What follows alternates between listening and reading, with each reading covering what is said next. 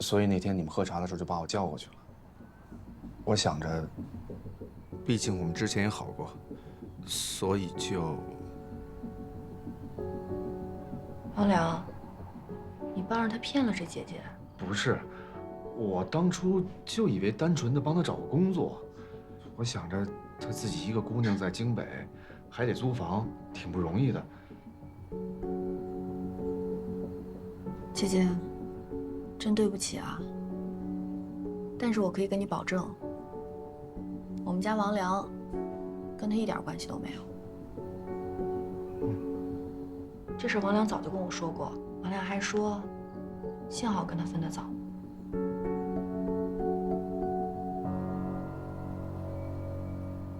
你还有他的联系方式吗？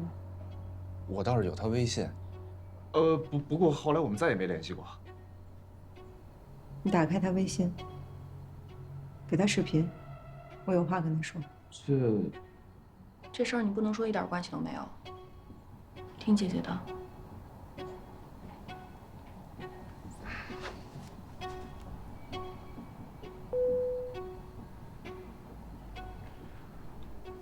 都给我拉黑了。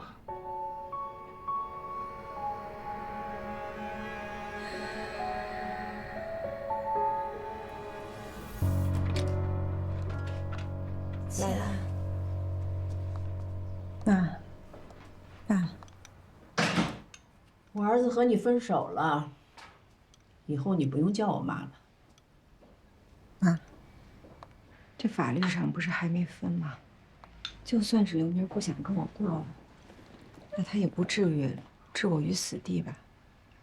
我们那公司之前一直代理着华鼎，这每年的流水也给有上千万了，他就居然一分都没给我留下吗？你别问我呀，什么一年流水上千万啊？哪有啊？啊？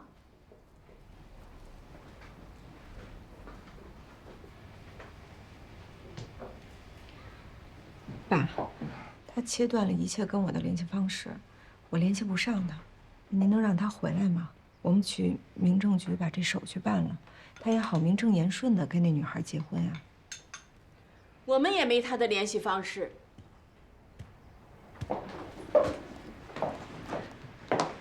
妈，你一起生活这么久了，您是知道的，我不是不讲道理的人。你只要让他回来，这一切都好商量。我说过了，你和刘明没什么关系了，以后啊，你也不用再来了。妈，您就不能给我转告一下吗？兰兰，送客。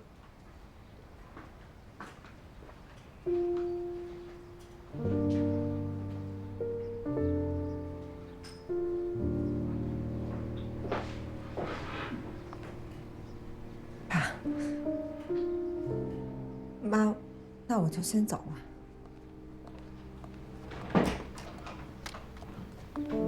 兰兰，你到楼下找我，我有话跟你说。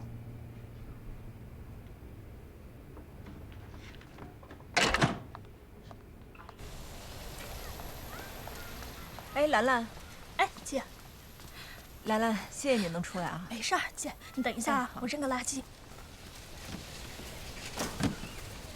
姐，您叫他们给害了。你在这家也干了有段日子了，你看到过、听到过什么吗？其实我知道的也不多，但我见过那个不要脸的女人跟着姐夫回来过几次。他们一说些什么吧，老娘们就把我支开，不让我听。上个月您回来，我不还提醒过您吗？所以那一次你跟我说看紧门，就是这件事儿。是啊。哎呀，我真是没反应过来，我太傻了。老娘们对我不好，每次都是姐你替我说话。姐你的事儿，我这……兰兰，我现在有个事儿，需要你给我帮忙。你说。你们现在住的这个房子，其实是我的，房产证和购房手续，本来都在我自己住的那个房子里，但是后来我就发现2套房子的房产本和购房手续全都不见了，我觉得应该是被刘明拿走了。但我想他应该不会拿到国外去，因为拿出去对他来说也没有用。所以，我认为应该就在这个房子里。你看，你平时打扫卫生的时候，能不能留意帮我看一看？如果能找到的话，你能帮我拿出来吗？姐，你这么一说，我好像想起来，前些日子姐夫回来是往家拿了一个小包回来，我回去找找啊。嗯，谢谢你，兰兰。但是吧，你说吧，你是不是有什么难处？就如果这事儿我干了吧，这家我可能就没法待了。但也没事儿，我走一步看一步吧。不，到时候你要是帮我拿出来了，你就别在这家干了，去我那儿干。如果你不嫌弃的话。行。咱们公司就还……工资先不说，我先把事儿给你干了啊！我先回去，你那个等我信。谢谢你，兰兰。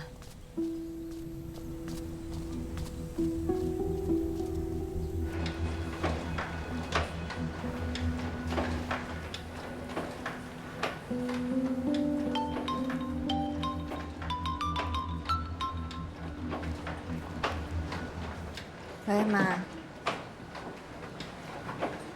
我这上班呢，干嘛呀？我知道您别催了，这个月还没发工资呢，我发了肯定会第一时间给你转过去的。你别催了啊，我先忙了，没事别老给我打电话。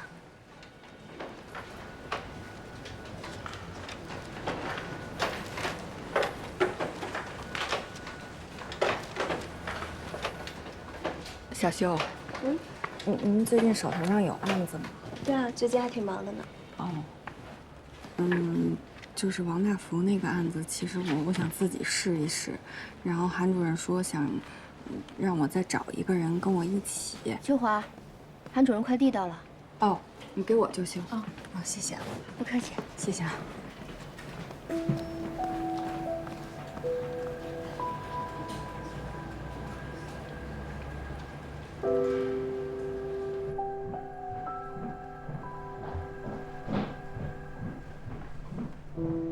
韩主任，韩主任，您给我的案卷我都看完了，给您交作业来了。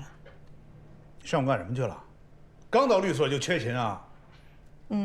这几个案子还挺有意思的，所以去借阅了一些资料吧。当然，我家里也是出了点事儿，所以就耽搁了。对不起啊，主任，我下次多注意。拿来。我做了一些笔记，按照自己的理解，然后结合主任办案的思路，做了辩护思路的总结。韩主任，您多指正。这几个案子你都看完了？看完了。还是在主任身上学到了不少东西呢。最大的体会就是法律不只是法律条文，更多的是实战经验。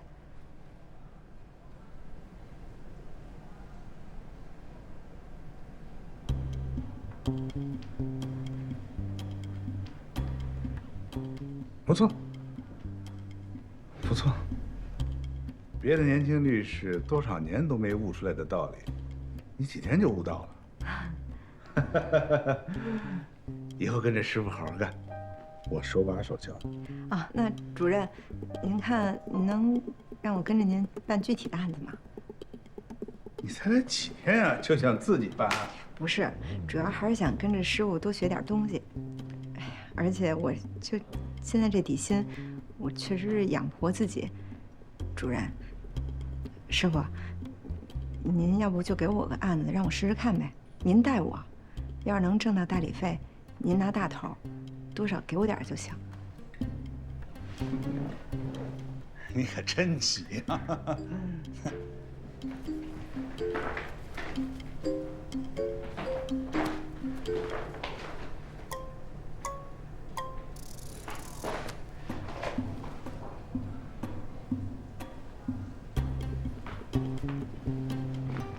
啊，拿着吧。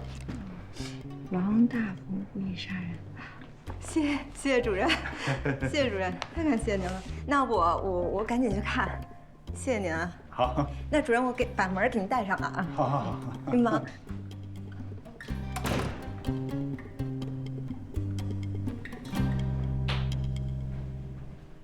哎，师姐，那个，你可以帮我查一下这个案子的开庭时间吗？他把这个案子给你了。啊，对，再麻烦你帮我查一下这个案子的全部资料，行吗？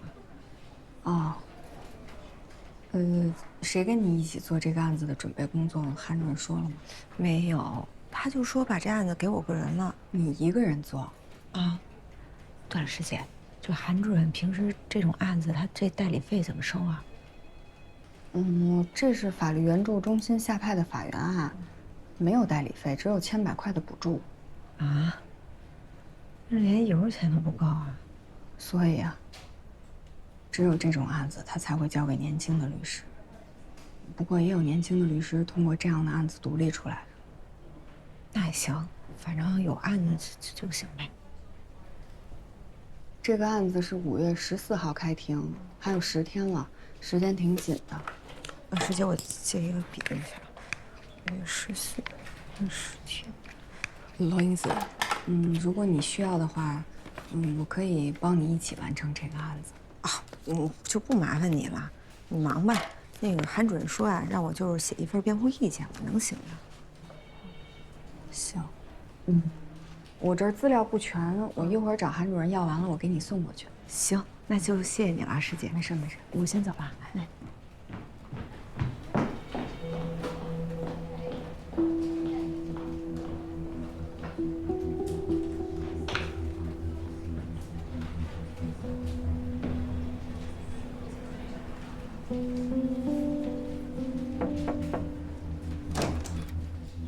韩主任，有事儿？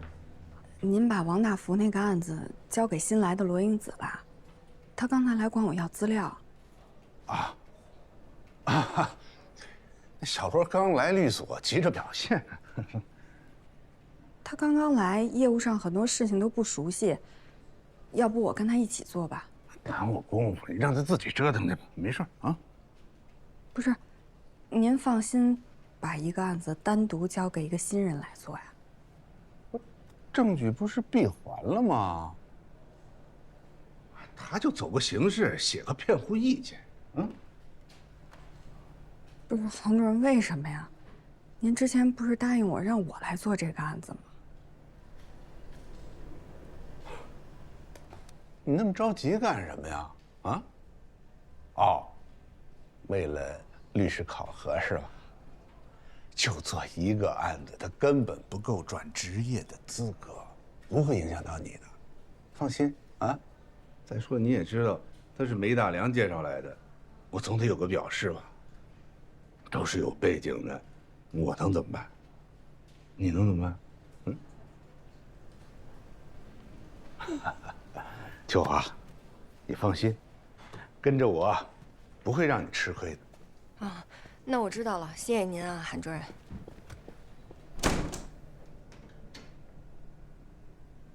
跑挺快。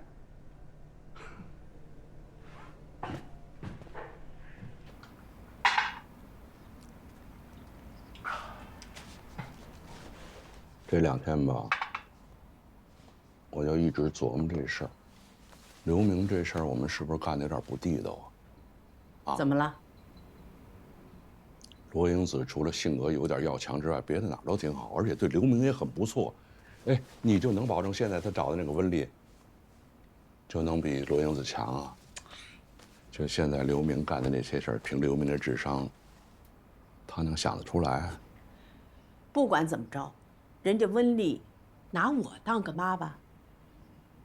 原来在罗英子眼里，我这个妈算什么呀？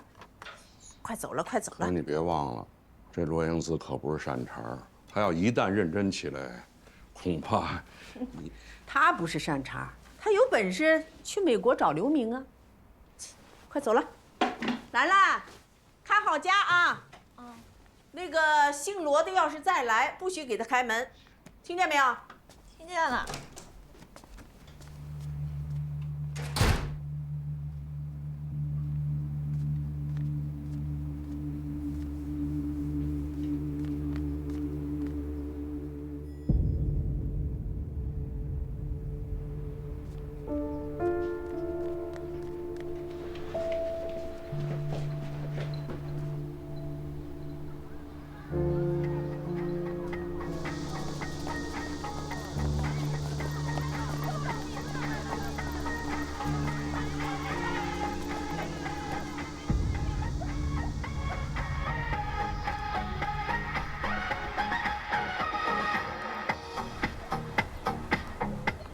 书记，上马上马。好，怎么样？我不能不老徐的。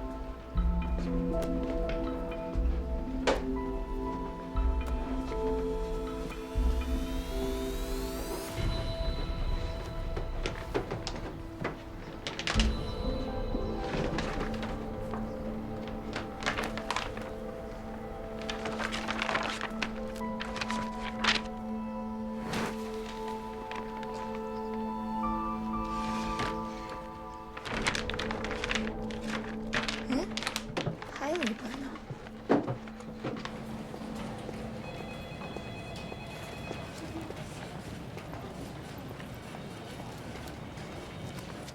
卷宗都在这里了，还有电子版的，内部邮箱你查收一下。谢谢师姐。啊，没事，别客气。谢谢。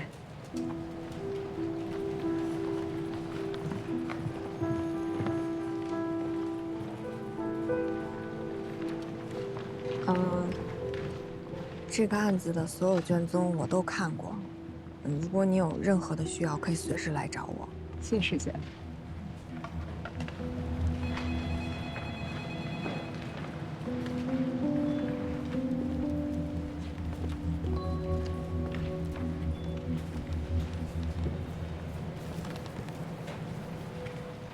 你听不出来？嗯，秋华想参与这案子。什么？我之前听人说过，秋华特意找老韩要的这案子，老韩都没给，最后给了你。我不知道啊。而且韩主任就是让我写下这个案子的辩护思路，这一个辩护思路还需要2个人写。没事儿，秋华跟着老韩还能去案子不成？你忙你的，不用打开。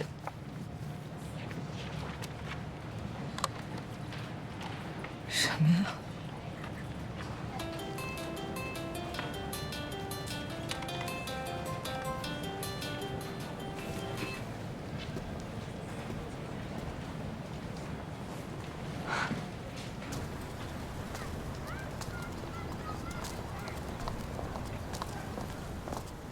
兰兰，姐，你怎么这么早就来了？我这不着急吗？你要的东西。可以啊，兰兰。哎，他怎么就一套呢？我把他们家都翻遍了，就只找出来这一本。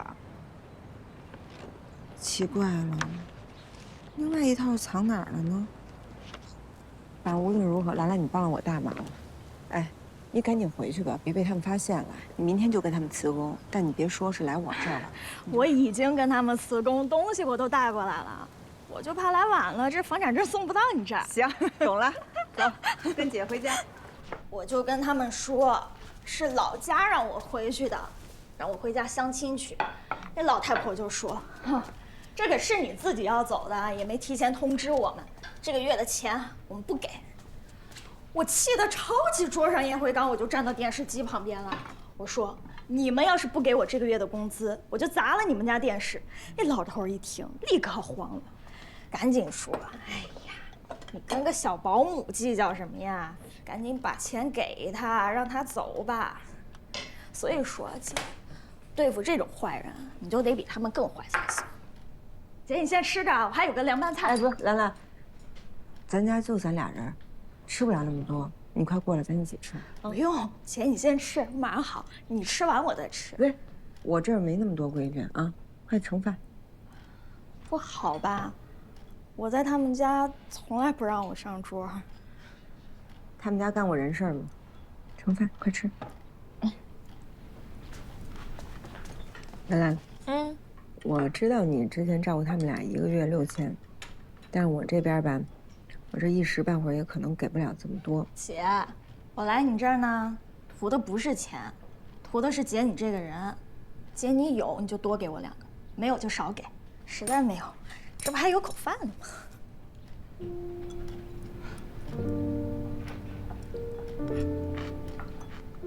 谢谢你啊，兰兰。哎，姐，律师好干吗？听说律师赚可多了，谁说的？网上说的。光看谁吃肉，没见过谁挨打。反正挣不挣钱，我还没感悟到。挺能吃苦，我是知道了。姐，那你看啊，我跟着你学法律行吗？兰兰，你原来读书读到哪一步啊？中专，什么专业？美容美发，行吗？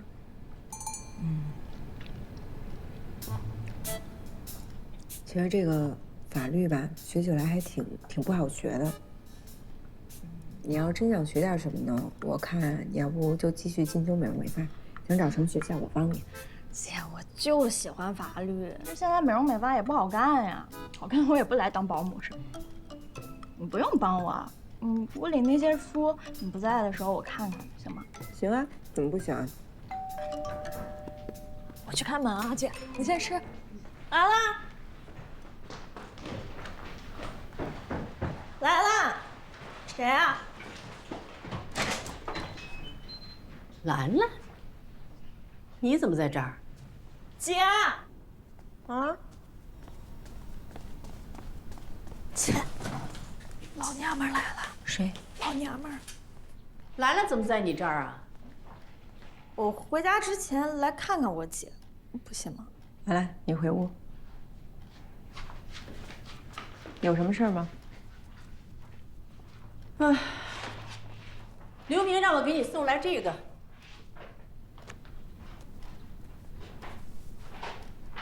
你看看吧。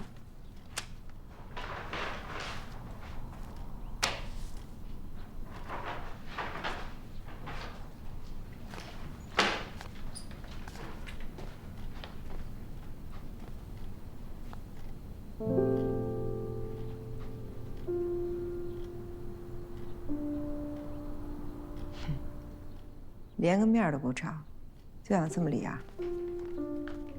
他不会再回来了，除非你在离婚协议上签字，他回来领离婚证。再说了，你们就这么拖着，有意思吗？我跟他爸商量过了，如果你同意，我俩咬咬牙，从我们的退休金里挤2万块钱给你，算是对你的人道主义补偿。人道主义补偿，这都哪儿学的大词儿啊？你们是不是还觉得自己挺大方的呀？那我们的夫妻共同财产呢？被他转移走了，就这么算了？说话得讲良心，你们有什么共同财产呀？啊，这几年你们吃的花的，哪样不是刘明挣的？你整天吃香的喝辣的，过着衣来伸手饭来张口的日子，现在提什么夫妻共同财产？都是他挣的吗？他刚开公司那会儿，几个大客户是靠谁给他联系的？还不是靠我爸吗？就算钱是他挣的，只要在我们夫妻关系存续期间，那就属于我们夫妻共同财产。我跟你也说不着。他要是想离婚，你就让他回来，我跟他面对面的把这事儿聊清楚了再离。我英子，你就这么赖着有意思吗？太有意思了！我原来还不知道有这么有意思呢，现在才知道这么有意思。你既然来了，就麻烦你转告给刘明，我已经跟法院起诉和他离婚了，让他马上回来应诉，否则法院找不着人，公告送达，到时候开庭他不在，审判结果对您宝贝儿子不利，您可别怪我。你也真下得去手。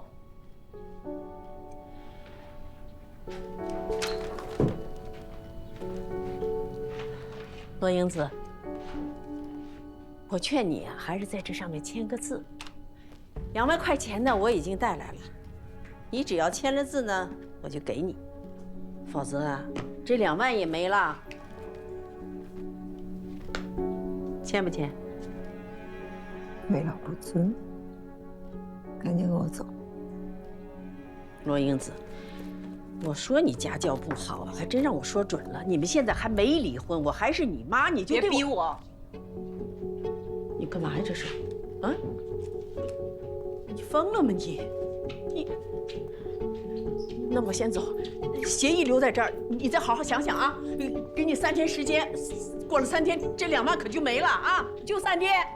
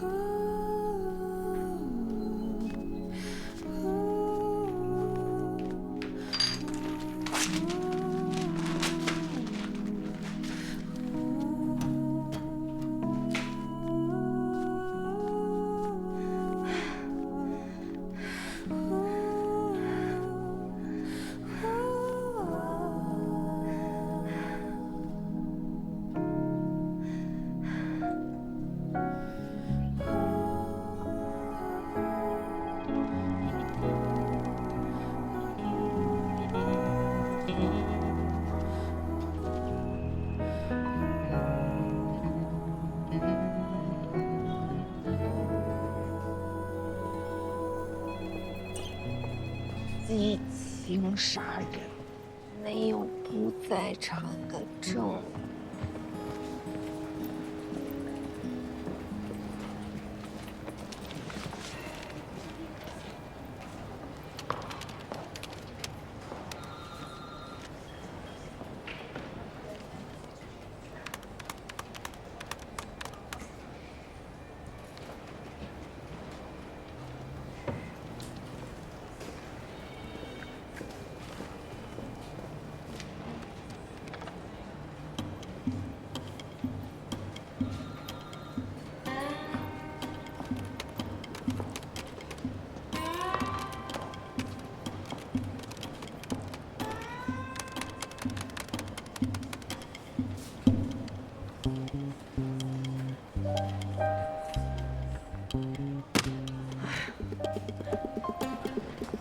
秋华，楼下新开的饭店很好吃。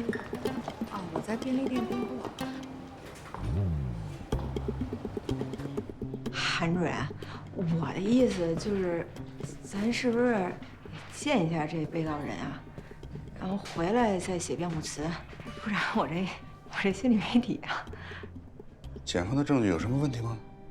从检方提供的证据来看，形成了一条证据链条，倒也是看不出来什么问题。但咱是不是应该还是见一下这被告人啊？这个案子基本上就走个流程，司法资源是有限的，得用在最需要的人身上。你把辩护词写好给我，开庭前去见见他就行了。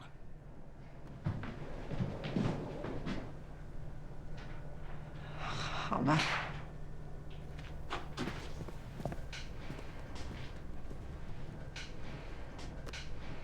姐，我今儿在家看你那书了，怎么好多我都看不懂。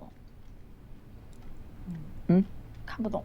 哦，是，这个法律的书啊，确实比较难看懂。姐，你看案子呢？给我讲讲呗。你想听啊？就是这个被告人和他的妻子在京北打工，他们俩还有3个孩子。但这个被告人呢，在外面找了个第三者，然后就被这第三者给缠上了，非逼着他离婚。但是你想想，他这一大家子上有老下有小的，怎么可能为第三者离婚呀？结果呀，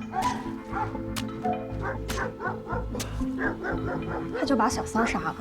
起诉书上是这么说的，我看证据也没问题。这个第三者呢，是死在他这个出租屋里。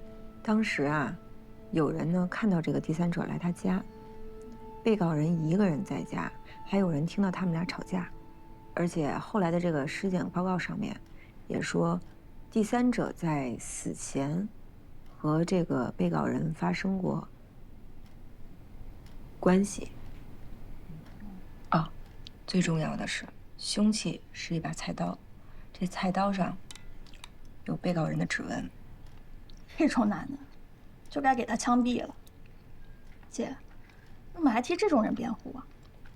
在法院宣判之前呢，他只是嫌疑人，而我作为律师，我要保障他的合法权利，让他得到有效有力的辩护。我要以后当律师了，我就只给好人辩护。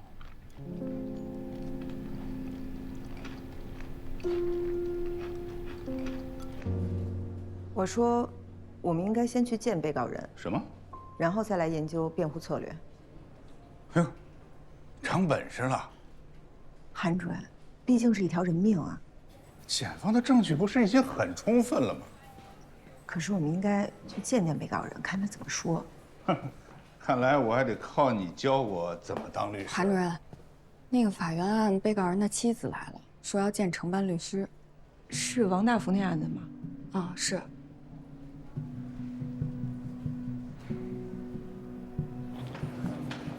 你指望他到现在可能连案卷都没看。明白了，谢谢你啊。孙女士是吧？来，您请坐，请坐。我是这个案子的承办律师，我姓韩。韩律师。这位是罗英子。哎，罗律师啊，那个韩律师啊，那个我们家大福是被冤枉的，你可得为他好好辩护辩护。孙女士，您别着急，有什么话慢慢说，我正好也做个笔录。哎，好。这位是我的助手秋华。好。你喝水，慢慢说。好。哎，秋华，你留下来做记录。哦，那个，别着急，喝口水，慢慢说。那个骚货呀，虽然是死在我们家里的，但是真不是我男人杀的。哎，孙女士，在法庭上你可千万不能这么说，有事说事，别用侮辱性语言，对你丈夫不利。行，我记住了。但是大福是被冤枉的。孙女士，虽然你丈夫婚内出轨，但是你还能为他开脱，这样的态度很好。如果你能够积极地对受害人做出赔偿，争取受害人家属的谅解，那么将来对你丈夫的量刑将更有利。可是人真不是他杀的呀。孙女士，您说这话有什么根据吗？这公安局不是说那个人是3点多钟死的吗？可是他那个时候吧，跟我在我们老家，我们家老家呢到这个城里有好几10公里呢，那怎么可能是他杀的呢？您是说，案件发生的时候，您丈夫是跟您一起在您娘家？对呀，就那个骚货不是就那个女的啊，这不是跟他通奸嘛，我就特别生气。然后呢，头天晚上我就给他吵起来了。这一生气，我不就回娘家了吗？我打工的那个饭店，当时就打电话到我们家找我。这大福就害怕我被那个给辞退了，然后他就到家里来找我来了。他到的时候吧，是3点钟，对。然后我们2个就在那个山上说了阵子话。我这不是生气吗？他叫我回来，我就不肯跟着他回来呀。然后他就自己走了。那他走的时候，4点钟，没错，就是4点钟。他到家的时候，那一看那个女的已经躺在我们家地上死了。你说要是他杀的，那3点钟怎么可能嘛？您看我理解对不对啊？也就是说，当时您生气，然后您爱人就去您娘家找您去了，然后后来对。孙女士，那么警察调查的时候，你把这些都说了吗？我说了呀，他不信啊。为什么不信？就说我包庇我男人，然后还说那个我提供的这些东西，就他推翻不了，就是他们说的那个。那你说，当时你丈夫跟你在一起，有什么证据吗？哎呦，韩律师，这要有证据不就好了吗？就当时他到的时候吧，我正在那个山上干活呢，我们两个就孙女士啊，你们在山上的时候，有人看到你们吗？好像没有。那你回家的时候也没跟家里人说过？我哪敢说呀？就我爸我妈就知道他在外头。好了，孙女士，情况我们都了解了，请你相信，法律不会冤枉一个好人，也不会放过一个坏人。我们还要研究为你丈夫辩护的思路，就不留你了。啊，再见。那个小罗，你送一下孙女士。不是那个韩律师，这还没说完呢。罗律师，你说我们大福没什么太大问题吧？孙女士，您回去再好好想想，看看谁能证明您说的话。如果能证明您爱人在那个时候就在您娘家那边的话，那他就不会杀人，这案子他就有希望了。啊，行，罗律师，那我谢谢你啊，我先回去好好想想啊。啊，那我先走了啊。韩准，我总觉得吧，这个案子有问题。那当事人婚内出轨与他人通奸，那最应该受伤的是他妻子，可他妻子现在坚持他无罪，就这一点不应该引起我们的重视吗？你懂什么呀？一个家庭就是一个利益共同体。她的男人出轨不假，可是她男人还是她孩子的爹。现在那个女人死了，已经对家庭的威胁已经解除了。真遇到事儿上，她当然要护了她的男人了。大刑事案，不要有多余的动作，就在检方提供的证据证言里寻找到对被告人有利的地方就行了。具体到这个案子，咱们可以在受害人也有过错，被告人是激情杀人，系初犯，且认罪态度良好几个方面辩护就行了。有了这几点，不被判死刑的可能性就会很大。咱们能为他留住一颗人头，也算是尽到责任了。赶快去写吧，明天咱们去会见被告人。明天？啊，好。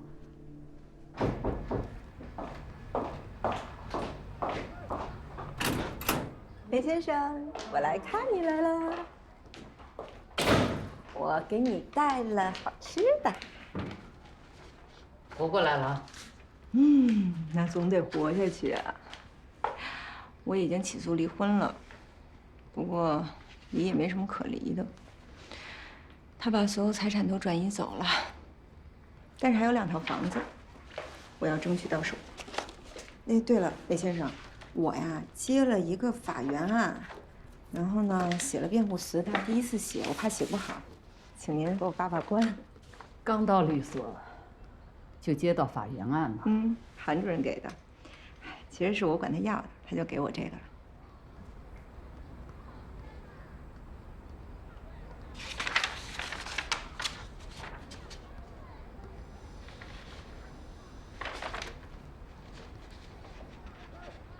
故意杀人案，见了被告人了？没有，韩主任说先写好，然后等开庭前去见见被告人就行。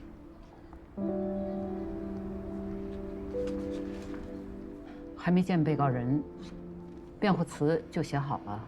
我看检方的证据挺充足的，而且韩主任说这个……你就是这样对待法律的吗？主要因为是韩主任说的。你就是这样对待你的职业，你还不如不做。你这不是草菅人命吗？对不起，李先生，我错了。你错哪儿了？我说你2句，你还把责任推给别人。一个人失去了人身自由，失去了对外联络，他能依仗的就是律师啊。可你们连他的面都不见，就把辩护词写好了。你们这种人啊，就根本不配做律师。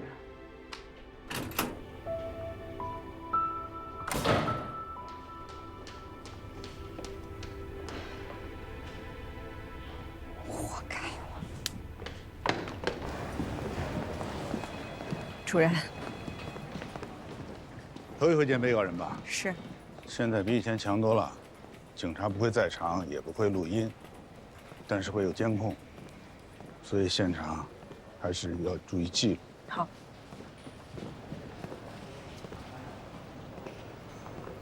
怎么又来了？我不去。哎，先来会见吧。韩律师啊，我找到证人了。找到了啊？对，而且还找到2个呢。就我们那个邻居，他们不是在山上承包那个果园吗？就那天刚好看见有男人了。啊，韩主任。就这些。啊，就这些。